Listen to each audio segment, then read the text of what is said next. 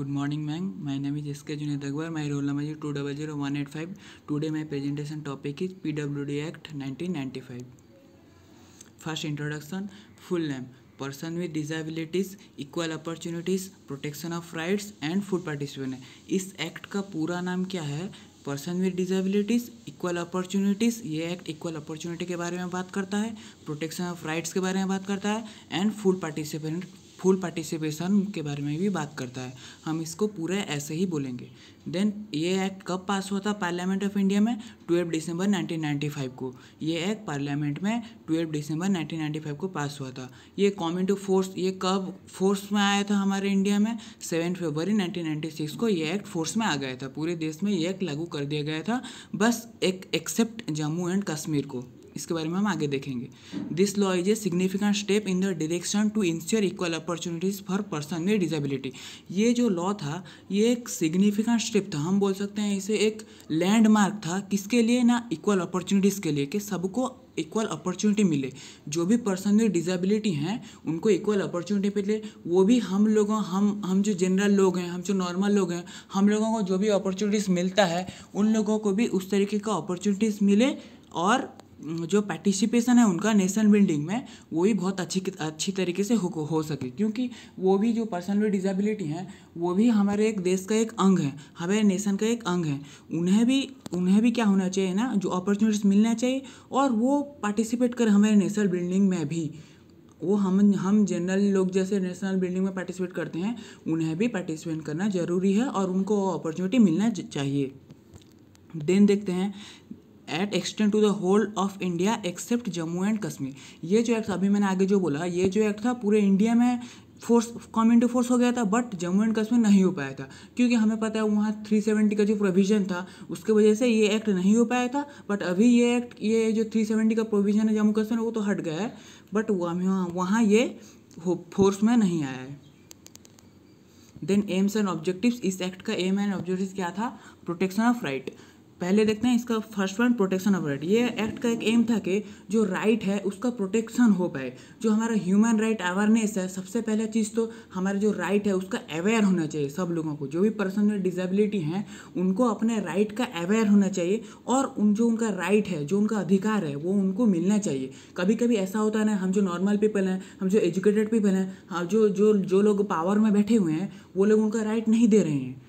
But ये नहीं होना चाहिए. ऐसा होगा तो उन्हें अपॉर्चुनिटीज़ ही नहीं मिल पाएगा, उन्हें अपना राइट ही नहीं मिल पाएगा. इसलिए उनका अवेयरनेस होना ज़रूरी है राइट का, और उनका राइट का भी प्रोटेक्ट होना ज़रूरी है, और उनका जो राइट है उनको वो मिलना बहुत ज़रूरी है. Then provision of medical care. उनको मेडिकल केयर के लिए कुछ प्रोविज़न बनाना चाहिए. जो स्टेट गवर्नमेंट, सेंट्रल गवर्नमेंट इस मेडिकल केयर को लेके प्रोविज़न बनाना चाहिए. उनके देखो, हम नॉर्मल पीपल जो हैं हमारे ट्रीटमेंट के लिए नॉर्मल डॉक्टर हैं, बट उनके ट्रीटमेंट के लिए जो स्पेशल डॉक्टर उन्हें अपॉइंट करना चाहिए. स्पेशल डॉक्टर को ट्रेनिंग लेना चाहिए, और जो उनके ट्रीटमेंट के लिए हम जो मेडिसिन हैं वो भी डिफरेंट होंगे. जो चीज़ें उनको ज़रूरत होती है, जो एसेट्स और ज़रूरत होती है उनके ट्रीटमेंट के लिए, वो भी हॉस्पिटल में प्रोवाइड होना चाहिए. हॉस्पिटल में वो एक्सेसिबिलिटी और हॉस्पिटल में वो चीज़ रहना चाहिए जैसे कि उन्हें मेडिकल केयर सही तरीके से मिल सके. Then education, training, employment, reservation. और जो पर्सन विद डिसेबिलिटी हैं उनको एजुकेशन भी मिलना चाहिए. देखो ऐसा क्या हो जा रहा है ना, हम वो लोगों को मेन स्ट्रीम से अलग कर दे रहे हैं. एजुकेशन उन्हें नहीं मिल पा रहा, उनके पास एबिलिटी है फिर भी वो एजुकेशन नहीं ले पा रहे. ऐसा नहीं होना चाहिए. ये एम का भी एक ऑब्जेक्टिव है कि जो पर्सन विद डिसेबिलिटी हैं उनका एजुकेशन मिले उनको. देन उनको ट्रेनिंग भी मिले, वो आगे जॉब करने के लिए जो वोकेशनल ट्रेनिंग होते हैं, और अपना लाइफ को कैसे गुजारें, अपने लाइफ में कैसे इम्प्लीमेंट करें ये चीज़ें, एजुकेशन को, उस जॉब कैसे पाएँ, एम्प्लॉयमेंट कैसे पाएँ, इस चीज़ को लेके भी ट्रेनिंग उनको देना चाहिए और अवेयरनेस उनमें फैलाना चाहिए. Then employment. उन लोगों के लिए एम्प्लॉयमेंट का सुविधा करना चाहिए. जो जॉब वो कर सकते हैं वो जॉब उन्हें मिलना चाहिए, और इसके लिए प्रोविज़न भी बनना चाहिए कि उन्हें एम्प्लॉयमेंट मिले. Then reservation. उनके लिए रिजर्वेशन भी होना चाहिए. वो जो एजुकेशन के इसमें भी रिजर्वेशन को मिलना चाहिए. जॉब के सेक्टर में उन्हें रिजर्वेशन मिलना चाहिए. Then rehabilitation of person with disability. Rehabilitation होता है पुनर्वास. जो लोग मेन स्ट्रीम से अलग हो गए हैं उनका रिहेबिलिटेशन होना. जो पर्सन विद डिसेबिलिटी हैं उनका मेन स्ट्रीम में आना. हर सेक्टर में, एजुकेशन, ट्रेनिंग, एम्प्लॉयमेंट, हर सेक्टर में उनका रिहेबिलिटेशन हो। Then establishment of home for person with severe disability, जो पर्सन विद सीवियर डिजेबिलिटी हैं, जिनका डिजेबिलिटी बहुत ज़्यादा है, उन्हें क्या करना चाहिए ना, उनके लिए एक होम एस्टेब्लिश करना चाहिए, फ्री में उनको होम मिलना चाहिए। और हमारे देश में ऐसे योजनाएं भी हैं, जैसे इंदिरा गांधी आवास योजना, ये सब योजनाएं भी हैं जो फ्री होम प्रोवाइड करता है लोगों को। इसी तरह जो पर्सन विद डिजेबिलिटी हैं, जो सीवियरली डिजेबिलिटी हैं, उनको क्या ना, उनको भी होम मिलना चाहिए। Then create a barrier free environment, उन लोगों के लिए एक एनवायरनमेंट जो हो वो बैरियर फ्री एनवायरनमेंट होना चाहिए। देखो जैसे कि क्या होता है ना, हमारे एनवायरनमेंट में कभी कभी रिलीजन को लेके, कास्ट को लेके, डिसेबिलिटी को लेके, क्रीड को लेके ऐसे बैरियर पैदा कर देता है हमारा नेचर, हमारा एनवायरनमेंट। हम जनरल लोग ऐसे बैरियर पैदा करते हैं, जैसे कि वो जो पर्सन में डिसेबिलिटी है, उनके पास एबिलिटी है, उनके पास कैपेबिलिटी है, उनके पास क्वालिटी है, उनके पास नॉलेज है, फिर भी वो अपने लाइफ में वेलफेयर नहीं कर पा रहे। अपना जॉब अपना जो सोच के रखे हैं जो जॉब करने के लिए, वो जॉब नहीं पा रहे हैं। उनको सही तरीके से एजुकेशन नहीं मिल पा रहा, उनको ट्रेनिंग अच्छे तरीके से नहीं मिल पा रहा, क्योंकि हम लोगों ने ये बैरियर एक क्रिएट कर दिया है। क्योंकि वो जैसे कि वो डिसेबल पर्सन है, वो हैंडीकेप्ड पर्सन है, वो विजनलेस पर्सन है, वो हियरिंग इंपैयरमेंट पर्सन है, वो डीफ है, डम है, वो नहीं कर पाएगा। ये हमने एक बैरियर क्रिएट ही कर दिया है। तो हम इस बैरियर को हटाना चाहिए और एक जो बैरियर फ्री एनवायरनमेंट क्रिएट करना चाहिए, जैसे उनको सब सुविधाएं मिल सकें और उनके लाइफ में वेलफेयर हो। Then provision for integration of person with disability into mainstream, और ऐसा प्रोविज़न होना चाहिए कि जो डिसेबल पर्सन है उनका इंटीग्रेशन हो, कहाँ ना, मेन स्ट्रीम में। वो लोग सोसाइटी से बिछड़ गए, वो खुद को भी वो ऐसा सोच लिए हैं, मतलब हम लोग इतना उनके ऊपर प्रेशर कर रहे हैं, वो डिप्रेस होकर वो खुद आगे नहीं बढ़ पा रहे। इसीलिए हमें ये प्रोविज़न बनाना चाहिए कि उनका मेन स्ट्रीम में इंटीग्रेशन हो, उनको भी सारी सुविधाएं, सारी अपॉर्चुनिटीज़, सारे राइट्स, ह्यूमन राइट्स सब उनको मिलना ही चाहिए। देन हम डिसेबिलिटी, इस एक्ट में देखेंगे हम डिसेबिलिटी किसे बोलते हैं।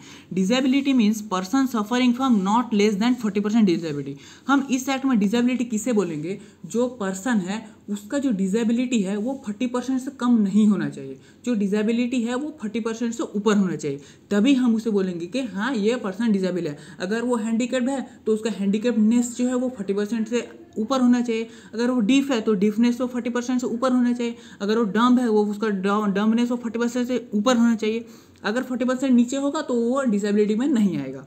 देन PWD एक्ट 7 डिसेबिलिटी, इस एक्ट में 7 डिसेबिलिटी के बारे में बताया गया है। डिसेबिलिटी को 1995 में सबसे इम्पोर्टेंट चीज़ यही हुआ था इस एक्ट में, कि इस एक्ट में डिसेबिलिटी को डिवाइड कर दिया गया था। इस एक्ट के अंदर 7 डिसेबिलिटी को ले गया था, जैसे कि blindness, low vision, leprosy cured, hearing impairment, locomotor disabilities, mental retardation और मेंटल इलनेस, ये सब इस एक्ट के अंदर आते हैं। देखो ब्लाइंडनेस मतलब जो टोटली विजनलेस हैं, जिनको बिल्कुल भी नहीं दिखता, वो इस एक्ट के अंदर आ जाएंगे। जो लोग बिल्कुल भी नहीं दिखता जिन लोगों को, वो इस एक्ट के अंदर आ जाएंगे।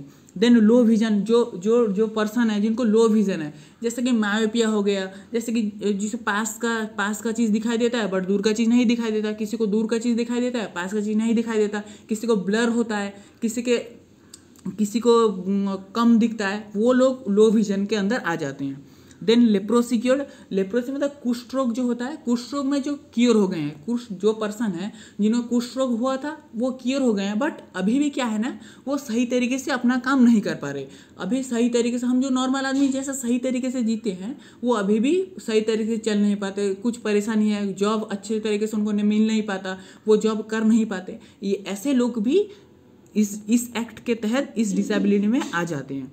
देन हियरिंग इम्पेयरमेंट, जिन लोगों का हियरिंग इम्पेयरमेंट है, जिन्हें सही तरीके से सुनाई नहीं दे रहा, वो लोग भी इस एक्ट के अंदर आ जाते हैं। देन लोकोमोटर डिसेबिलिटीज़ मतलब हमारे जो चलने फिरने में जो परेशानी होता है, जैसे कि जॉइंट में, हमारे लेग में, हमारे मूवमेंट में, हमारे मोबिलिटी में, हमारे हैंड में, ये हम सही तरीके से इस जो हमारा जो ऑर्गन्स है उसका इस्तेमाल सही तरीके से अगर नहीं कर पा रहे तो हम इस डिसेबिलिटी के अंदर आ जाएंगे। लेकिन ये है कि 40% के ऊपर होना चाहिए ये चीज़। देन ये आता है मेंटल रिटार्डेशन। पहली बात तो मेंटल रिटार्डेशन अभी नहीं यूज होता, अभी हम इंटेलेक्चुअल डिसेबिलिटी बोलते हैं। जो लोग मतलब क्या होता है ना, जो मानसिक मंदता, हम इसे हिंदी में अगर बोलें तो मानसिक मंदता, इसी के जो जिसका दिमाग क्या है ना सही तरीके से डेवलप नहीं हो पाया है, जो वो नॉर्मल पर्सन जैसा बिहेव नहीं करते, उनका दिमाग सही तरीके से डेवलप नहीं हो पाया है, वो इस डिसेबिलिटी के अंदर आ जाएंगे। देन देखते हैं हम मेंटल इलनेस। देखो ये जो मेंटल रिटार्डेशन को छोड़ने के बाद और जो भी दिमागी परेशानी है, जैसे कि न्यूरॉन्स का परेशानी हो गया, नेफ्रॉन्स का परेशानी, जो और चीज़ों का जो मेंटल रिटार्डेशन को छोड़ने के बाद जो ब्रेन का प्रॉब्लम है, वो लोग इस डिसेबिलिटी के अंदर आ जाते हैं। पहली बात तो जो डिसेबिलिटी, ये 7 डिसेबिलिटी है, लेकिन जो RPWD था इसके बाद एक RPWD एक्ट आया था 2016 में, वहाँ 21 डिसेबिलिटी के बारे में बात किया गया था। बट इस एक्ट में 1995 में जो था PWD एक्ट, उसमें ये 7 डिसेबिलिटी के ऊपर बात किया गया है। देन देखते हैं main provision of this act. ये जो एक्ट है PWD act, person with disability act, इसके मेन प्रोविज़न क्या थे हम देखते हैं, एक एक करके हम इसको देखेंगे। पहला provision prevention and early detection of disability, second provision है education, third employment, then non discrimination, research and man power development, then affirmative action, then social security, then grievance redressal. हम इसको एक एक करके अभी देखेंगे। फर्स्ट हम देखते हैं prevention and early detection of disability. तो मतलब इस पॉइंट का मतलब यही है कि हम कैसे ईयरली डिटेक्ट करें जो डिसेबिलिटी है, लोगों को डिसेबिलिटी होता क्यों है, बच्चों को डिसेबिलिटी होता क्यों है, हम इसका ईयरली डिटेक्शन करेंगे और कैसे इस डिसेबिलिटी को प्रिवेंट करेंगे। ये एक्ट यही चीज़ बताता है। Survey, research and investigation shall be conducted to know the cause of occurrence of the disability. इस एक्ट में ये बताता है कि डिसेबिलिटी क्यों होता है, उसका कॉज क्या है, वो अकर कैसे होता है। इस चीज़ को जानने के लिए सर्वे होना चाहिए, रिसर्च होना चाहिए, इन्वेस्टिगेशन कंडक्ट करवाना चाहिए, ताकि जाना पड़ जाए कि बच्चों को डिसेबिलिटी क्यों होता है, क्या प्रॉब्लम है, बच्चों का जीन का प्रॉब्लम है, हेरिडिटी का प्रॉब्लम है, या प्रेगनेंसी के टाइम में माँ को कोई प्रॉब्लम हो जाता है, या फिर माल न्यूट्रिशन के कारण ये डिसेबिलिटी होता है, या फिर कोई अलग कारण है। इस चीज़ का जानना जरूरी है और इस चीज़ के लिए सर्वे, ट्रेनिंग, रिसर्च, इन्वेस्टिगेशन ये सब होना चाहिए। Then various measures shall be conducted to prevent this disability. ये और एक बात, ये जो डिसेबिलिटी लोगों को हो रहा है, इसको प्रिवेंट करने के लिए क्या क्या स्टेप्स लेना चाहिए, क्या क्या रिसर्च करना चाहिए, क्या क्या मेजर लेना चाहिए, ये सब कंडक्ट करवाना ही चाहिए कि हम इस डिसेबिलिटी को प्रिवेंट कैसे करें। पावर में जो लोग हैं, जो स्टेट गवर्नमेंट है, जो सेंट्रल गवर्नमेंट है, इस चीज़ के लिए प्रोविज़न लाना चाहिए कि हम ये जो डिसेबिलिटी हो रहा है बहुत तरीके का, इसे प्रिवेंट कैसे करें। Then all the children shall be screened once in a year for identifying high risk cases.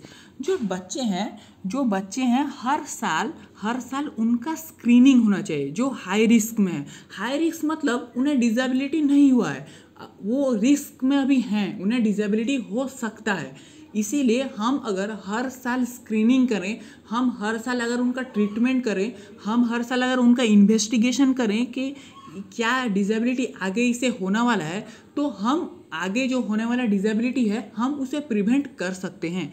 इसीलिए बच्चों का हर साल जो नवजात शिशु हैं, जो अभी जन्म हुए हैं, उनका भी स्क्रीनिंग होना चाहिए कि आगे इसे क्या डिसेबिलिटी हो सकता है, और जिन्हें डिसेबिलिटी हुआ है उन्हें भी स्क्रीनिंग करवाना चाहिए कि उनका डिसेबिलिटी रेट जो है वो कम रहा है या फिर बढ़ रहा है। इसका आइडेंटिफाई करने के लिए हमें क्या करना चाहिए, स्क्रीनिंग करना चाहिए। Measure shall be taken for the pre natal, perinatal and post natal care of the mother and child.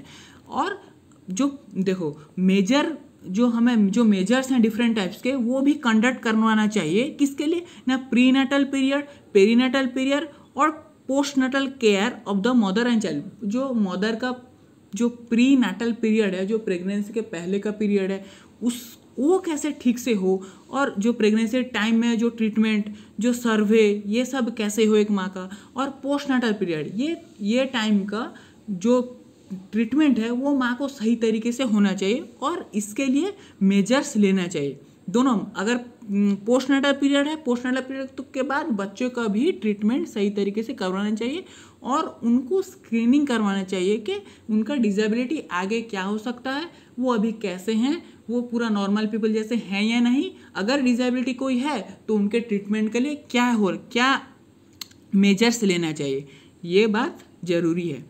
Then हम देखते हैं educated the public and create awareness among the masses. ये सबसे इम्पोर्टेंट चीज़ है, हमें पब्लिक को एजुकेटेड करना पड़ेगा। जो डिसेबिलिटी है, डिसेबिलिटी के बारे में हमें अवेयरनेस फैलाना पड़ेगा, हमें लोगों के बीच में अवेयर करना पड़ेगा कि डिसेबिलिटी क्या चीज़ है, हम डिसेबिलिटी को प्रिवेंट कैसे करें, हम इसको डिटेक्ट कैसे करें, ये सब के लिए कैंप बनाना पड़ेगा, NGOs बनाना पड़ेगा, अवेयरनेस प्रोग्राम्स क्रिएट करना पड़ेगा, स्कूल्स में, कॉलेजेस में, यूनिवर्सिटीज़ में बहुत सारा अवेयरनेस प्रोग्राम क्रिएट करना पड़ेगा, तभी लोग इसके बारे में अवेयर हो पाएंगे। और ये डिसेबिलिटी अगर क्यों होता है, हमें तो सर्वे, रिसर्च, इन्वेस्टिगेशन ये सबसे पहले पता चल गया है, तो हमें अगर अवेयर लोगों को इस बारे में कर दें कि हाँ इस चीज़ से डिसेबिलिटी होता है, तो हम लोगों को बचा पाएंगे इस डिसेबिलिटी से होने से।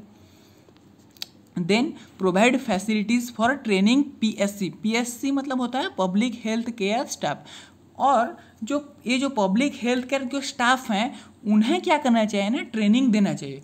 उनके ट्रेनिंग के लिए हमें फैसिलिटीज़ उनको मिलना चाहिए, उन्हें भी ट्रेनिंग मिले, क्योंकि हम वो डिसेबल लोग को ट्रीटमेंट करेंगे तो वो नॉर्मल डॉक्टर जैसा तो उनका ट्रेनिंग में नहीं हो पाएगा, उन्हें एक्स्ट्रा ट्रेनिंग, उनको क्या ज़रूरी है, जो डिसेबल्ड पीपल हैं उनके नीड के अकॉर्डिंग उनका ट्रीटमेंट, इसके लिए ट्रेनिंग ज़रूरी है। तो उन्हें फैसिलिटी प्रोवाइड करना चाहिए, जो पब्लिक हेल्थ केयर स्टाफ हैं उन्हें ट्रेनिंग भी मिलना चाहिए, जैसे उनका सही तरीके से ट्रीटमेंट वो कर सकें। देन हम देखते हैं एजुकेशन। ये एक्ट एजुकेशन के बारे में ये बोलता है कि every child with disability shall have the right to free education till the age of 18 year. हर बच्चे को राइट टू फ्री एजुकेशन मिलना चाहिए। 6 से 18 साल तक हर बच्चे को एजुकेशन मिलना चाहिए, ये उसका राइट है। देन ये बोलता है कि appropriate transportation, removal of architectural barriers and restructuring of modification in the examination system shall be insured for the benefits of children with disability. Appropriate transportation, देखो जो डिसेबल पीपल हैं वो तो नॉर्मल बच्चे जैसे स्कूल नहीं जा सकते, उनको ट्रांसपोर्टेशन के लिए वो स्कूल कैसे पहुँचें, उनके ट्रांसपोर्टेशन के लिए अप्रोप्रिएट मीन होना चाहिए कि वो अच्छी तरीके से कैसे स्कूल में पहुँचें। और रिमूवल ऑफ आर्किटेक्चरल बैरियर्स, देखो वो जो डिसेबल पीपल हैं वो तो नॉर्मल जो आर्किटेक्ट होता है, नॉर्मल जो हाउस होता है, नॉर्मल जो स्कूल्स होते हैं उनमें तो वो चल नहीं सकते, उनमें तो वो अच्छी तरीके से चल ही नहीं सकते, कि वो जान नहीं सकते कि वो कैसे क्या करें। तो उनके लिए एक उनके सुविधा के अनुसार आर्किटेक्ट करना चाहिए, डिज़ाइनिंग उनके सुविधा के अनुसार करना चाहिए कि उन्हें कैसे फ्री महसूस हो। And restructuring of modification in the examination system, और जो एग्जामिनेशन हम नॉर्मल पीपल जो एग्जामिनेशन सिस्टम है उस एग्जामिनेशन सिस्टम में मॉडिफिकेशन करना चाहिए। जैसे कि हमें एग्जामिनेशन में टाइम मिलता है समझ लो 2 घंटा, तो उनके लिए क्या करना चाहिए ना, आधा घंटा बढ़ा देना चाहिए, क्योंकि वो डिसेबल पीपल्स हैं, उनका थोड़ा एक्स्ट्रा टाइम मिलना चाहिए। और हमारे कुछ एग्जामिनेशन जो सिस्टम है उसमें डेवलप करना चाहिए, MCQ टेस्ट करना चाहिए या फिर सब्जेक्टिव टेस्ट करना चाहिए, कुछ ऐसा मॉडिफिकेशन करना चाहिए जैसे वो फुलफिल हो, जैसे वो डिसेबल पीपल को फ्री हो, डिसेबल पीपल सही तरीके से एग्जामिनेशन दे सकें और वो आगे बढ़ सकें। वो अगर एग्जामिनेशन पास करेंगे तो उन्हें सर्टिफिकेट मिल जाएगा, तो वो जॉब के लिए एलिजिबल भी हो जाएंगे और उनका ज़िंदगी वेलफेयर भी आएगा। Ensure children with disability. Then देखते हैं providing free of cost book, uniform and other learning materials. और जो डिसेबल पीपल हैं उनको फ्री ऑफ कॉस्ट क्या करना चाहिए ना, बुक मिलना चाहिए, फ्री ऑफ कॉस्ट यूनिफॉर्म मिलना चाहिए एंड अदर लर्निंग मटेरियल्स। और जो बहुत सारे लर्निंग मटेरियल्स हैं जो उन लोगों के लिए अप्रोप्रिएट हो, जो वो लोग इस्तेमाल कर सके उस लर्निंग मटेरियल को, उस तरीके का बुक, जो अभी तो ब्रेली बुक्स हैं वो ब्रेली बुक्स उन्हें मिलना चाहिए और यूनिफॉर्म उन्हें फ्री मिलना चाहिए। और एक चीज़ बहुत इंपॉर्टेंट है, स्कॉलरशिप। उन लोगों को जो पर्सन विद डिसेबल हैं उन लोगों को स्कॉलरशिप भी मिलना चाहिए। Then promoting integration of student into mainstream education, ये भी बहुत इंपॉर्टेंट चीज़ है। स्टूडेंट्स जो हैं जो पर्सन विद डिसेबल हैं उन्हें मेन स्ट्रीम एजुकेशन में लाना चाहिए। वो अभी बिछड़ गए हैं मेन स्ट्रीम एजुकेशन, देखो वो मेन स्ट्रीम एजुकेशन में अभी नहीं आ पा रहे, वो बिछड़ गए हैं, इसीलिए उन्हें मेन स्ट्रीम एजुकेशन में लाना चाहिए। इसके लिए प्रोविजंस करना चाहिए कि वो लोग कैसे मेन स्ट्रीम एजुकेशन में आए, उन्हें भी नॉर्मल बच्चों के जैसा एक ही क्लासरूम में एक ही छत के अंदर कैसे उनको एजुकेशन मिले, उनका लाइफ कैसे डेवलप्ड हो, उनका सपना कैसे फुलफिल हो, ये सब को लेके एक प्रोविजन होना चाहिए और ये एक्ट प्रोवाइड करता भी है। Then vocational training facility should be implemented in school for disable children, जो डिसेबल चिल्ड्रेन हैं उनके लिए वोकेशनल ट्रेनिंग फैसिलिटी होना बहुत ज़रूरी है।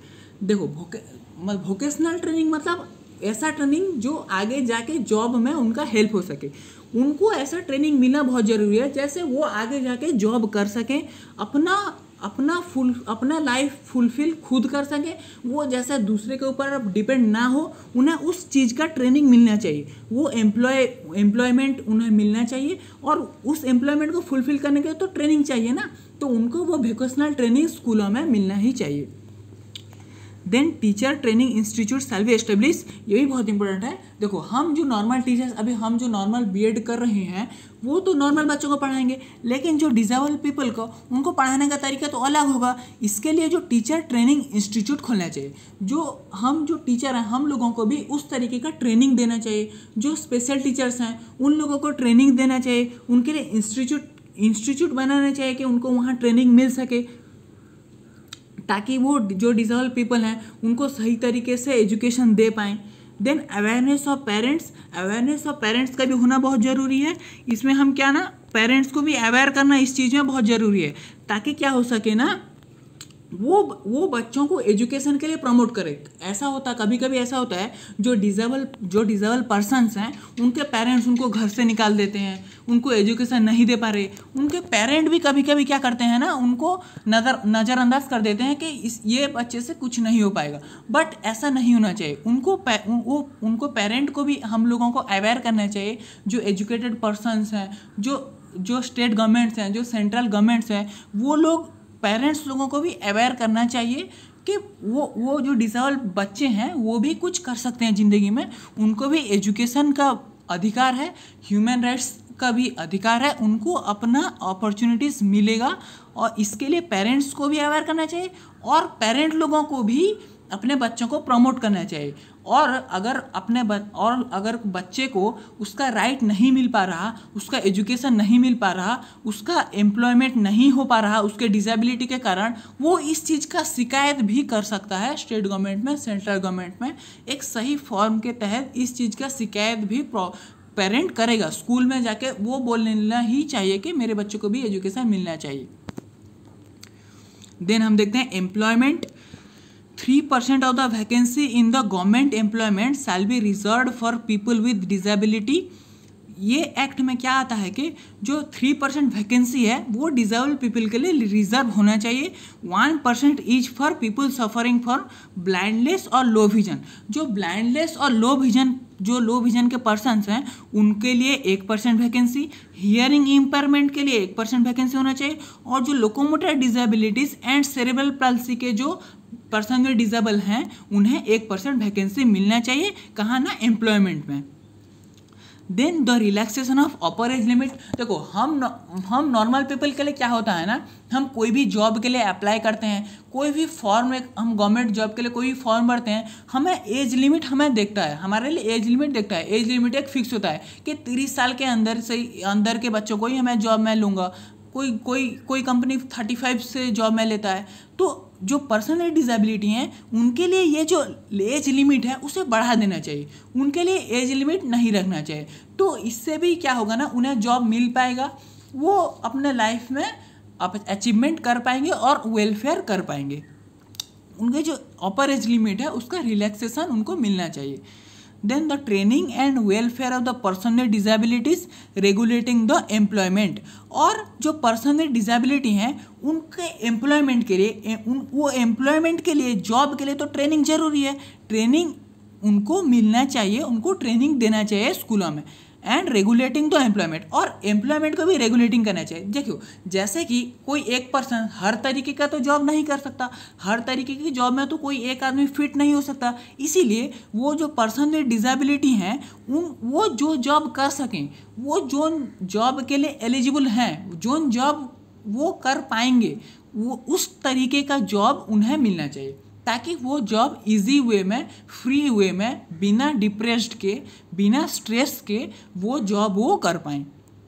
Then environment in places where person with disability were employed, और जो पर्सन विद डिसेबिलिटी जहाँ एम्प्लॉय हुए हैं, जहाँ जॉब कर रहे हैं, उस प्लेस का एनवायरमेंट भी अच्छा होना चाहिए, बैरियर फ्री एनवायरमेंट होना चाहिए, ना कि उन लोगों को टॉन्ट किया जाए, ना कि उन लोगों को स्ट्रेस दिया जाए कि तू कुछ नहीं कर सकता, तू डिसेबल है, मतलब ऐसा टॉन्ट नहीं करना चाहिए उन लोगों को, बैरियर फ्री एनवायरमेंट क्रिएट करना चाहिए।